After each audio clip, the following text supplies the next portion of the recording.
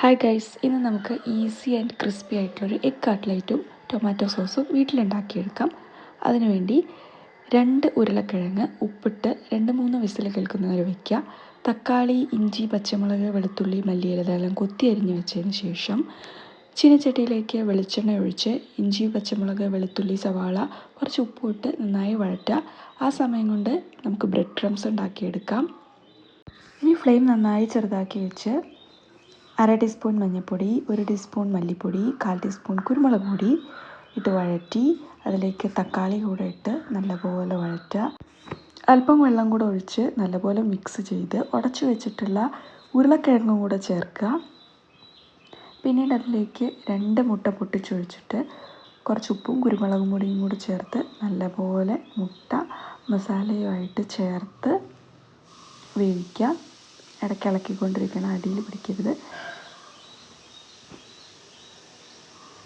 ശേഷം അതിലേക്ക് കുറച്ച് ഗരം മസാലയും മല്ലിയിലയും കൂടെ തൂവി മസാല റെഡിയാക്കാം. മസാല തണുക്കുന്നത് വരെ മാറ്റി വയ്ക്കുക. കട്ട്ലൈറ്റ് ഉണ്ടാക്കാൻ വേണ്ടിയിട്ട് മുട്ട പൊട്ടിച്ച് കലക്കി വയ്ക്കണം. അതിനുശേഷം മസാല ചെറിയ ഉരുളകളാക്കി കട്ട്ലൈറ്റിൻ്റെ ഷേപ്പാക്കിയിട്ട്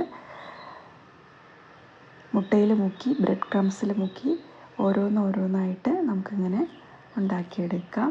കയ്യിലൽപ്പം വെളിച്ചെണ്ണയോ വെള്ളമോ ഒക്കെ തടവിയാൽ ഈസി ആയിട്ട് കട്ട്ലൈറ്റ് ഓരോന്നായിട്ട് ഉണ്ടാക്കിയെടുക്കാൻ പറ്റും.